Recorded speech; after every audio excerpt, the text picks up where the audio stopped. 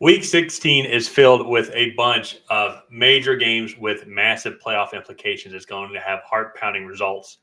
And this Commanders versus Jets game is not one of them. It is very crucial for the overall 2024 offseason, which is why I will definitely be watching. Kind of want to see what happens with each team and their overall performance over the final couple of weeks, where they end up, and what positions I feel that they will be needing to improve on, especially during our 2024 offseason recaps and as we break down our mock drafts that will be coming in 2024.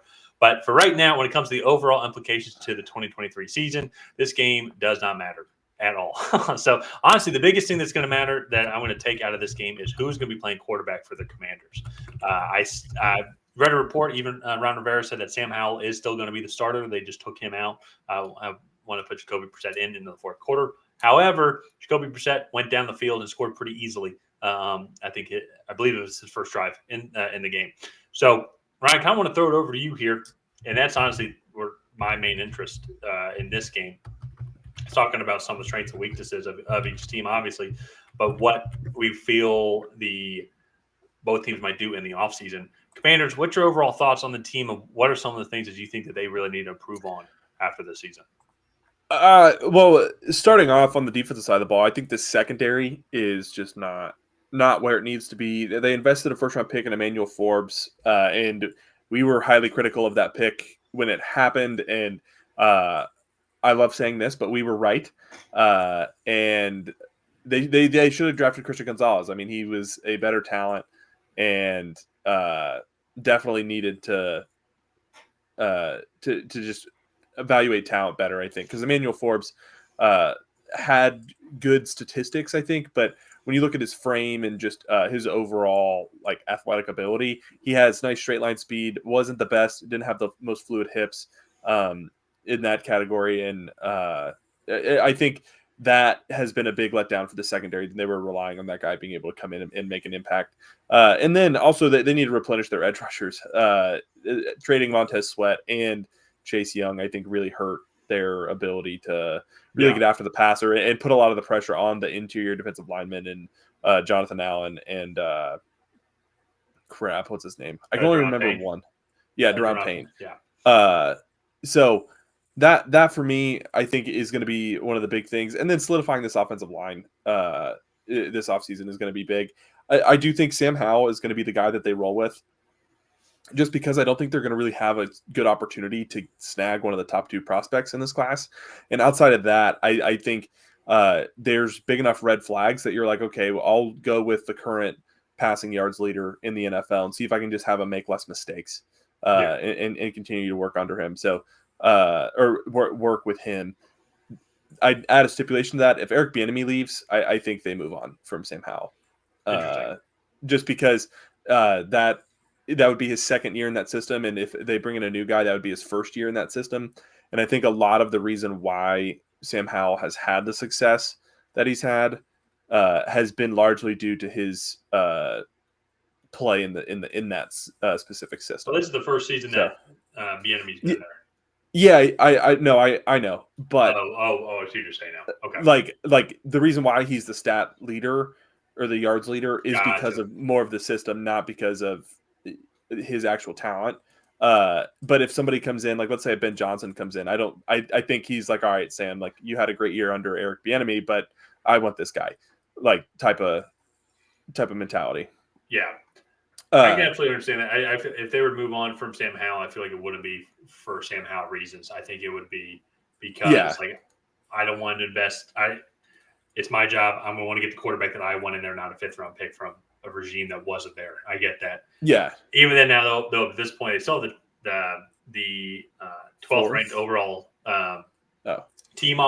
passing team offense. I do think that includes sacks. And the reason why I say that is the Commanders have also given up the third most sacks as well. And that's where I think, to me, when it comes to the offseason, it'll be a fun debate. But then when it gets to them, if they stay at number 4, and so let's say they lose this game, then they just stay at that 4th spot. And then you saw the Bears, Patriots, and Cardinals ahead of them. At least 2, potentially 3 quarterbacks could be off the board by the time it gets to them at number 4. Even if only 2 quarterbacks get off the board, it's either the third quarterback who has some red flags, and then you also don't know what's going to, at least with Sam Howell, a lot of game film in the NFL, and he's ready for the NFL at least, or at least expects what's coming. Or you can go get the best offensive lineman. And to your point, defensively, I think there's also going to be a lot of defensive draft picks as well, especially and that's why I think if you go and get an Olufashanu or Joe Alt, whichever one that they find more appropriate for their system, then you can honestly rounds 2 through 7, because that's already going to be a huge boost to that offensive line. Maybe you'll double dip, especially on the interior offensive line for sure. But I think to your point, it's going to be a lot of secondary and a lot of defensive line help as well. Jets, I don't really know which way they go, because I even saw one argument online I thought was interesting, that they trade up and get a quarterback, because Aaron Rodgers is still going, if he comes back, he is just going to be 41 years old. I said that incorrectly. I meant to be that more like he is 41 years old when he comes back, not just 41 years old. For an NFL player, he's well past the 40 average age is the cliff age for all quarterbacks except Tom Brady. I thought like 36, 35 or 36, even before then. No, I mean like play declines up until that point, but at 40, it's like there's no longer elite quarterback play. There's no longer competent quarterback play after the age of 40, unless your name is Tom Brady. So are you saying there's still a chance for us to join the NFL? No. Our physical play isn't going to decline for another 12 or 15 Tyler, years? our physical play was never at a high enough point to play. I physically declined during the recording of this video. That's how. Yeah. But with the Jets, though, defensively, I think that they're honestly perfectly fine. But then at the same time, they need almost everything under the sun when it comes to the offensive side of the ball. Outside of, I would say, they had the receiver one and then the running back. I would say, honestly, only running back is the only position that I see like maybe they don't double dip, or they don't invest too much in. Like they do have Breece Hall, then they still have Michael Carter, then there's still other guys on the team. They still have Dalvin Cook as well if they would want to re-sign him. I don't know if he'd even want to be re-signed. But also, too, they have they drafted a rookie running back last year, Israel Beneconda. I apologize. I'm sure I'm mispronouncing that. But they need receiver help. They need offensive line help for sure. They probably could use a tight end as well. But then also, if they wanted to get a quarterback and groom like the future, because I don't think Zach Wilson is. I think we all have that same opinion on Zach Wilson. So he's better than Tim Boyle. But it's going to be interesting to see how they approach this offseason as well. And so when it comes to this game, let's get into our predictions here now. But before we do that, like, subscribe, ring the bell to get notified whenever we create new content. Help Ryan and I reach our goal of 2,333 subscribers. That if we hit that goal, we would have gotten 2,000 new subs in this calendar year.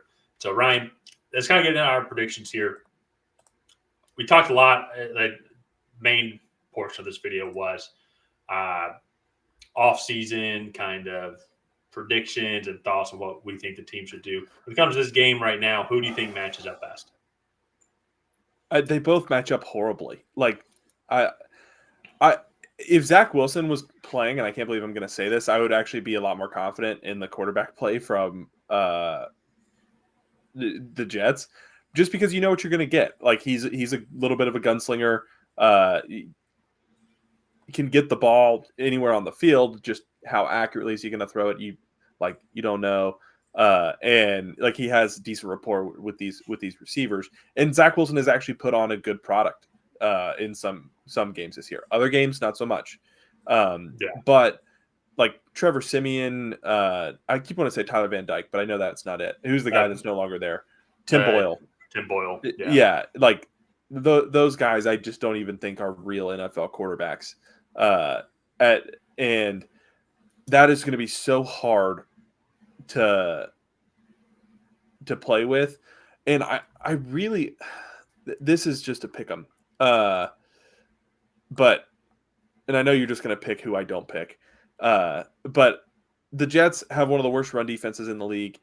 And I do feel like the Commanders with Sam Howell have a little bit more continuity there. And even though they don't have a good edge rushing group anymore, I still think that this defense is competent enough to kind of slow down this Jets offense. And their offense will be able to take advantage of some of the running holes, I guess, of this Jets defense. So I guess I'm going with the Commanders. I'm not happy about picking either of these teams to win, but if the Commanders win, that helps the Patriots out too. So good. I want to go with the Jets actually anyway. So I'm going to go with New York. I just think that their offensive line is trash, and honestly, we need to look to see how many offensive touchdowns Jets have versus defensive touchdowns. Actually, I think I could look that up as of like right now, like their touchdown log. See if we had a touchdown log. So 1 offense, special teams, 2 offense, 3 offense, 4, 5, 6, 7. Oh no, there's 2 from. Oh, I can look it up here. Oh, it's only 3 actually, but then a couple special teams as well. Actually, just 1 special team. So, but still not the best overall performance at all. They're this is odd. I mean, I don't want to pick either of these teams to win. Like that's I'm very. No, I'm gonna go with the Jets here. I'm also 8 games back from in our season long. Sorry, that was odd. I was trying to figure out how they were scoring these touchdowns, but I'm gonna go with the New York Jets here on this one. Okay, I'm going with the Commanders. I mean, that's a total guess. It is a complete coin flip. Both these teams suck. So let's go ahead and wrap up this video here. If you guys have not already, please go ahead and like and subscribe. Tyler and I, we have a unique goal of getting to 2,333 subscribers. So if you could help us reach that goal, that would be very much appreciated. While you're down there, leave a comment on who you think is going to come out ahead in this matchup. Is it going to be the Washington Commanders? Is it going to be the New York Jets? And other than that, we will see you guys next time.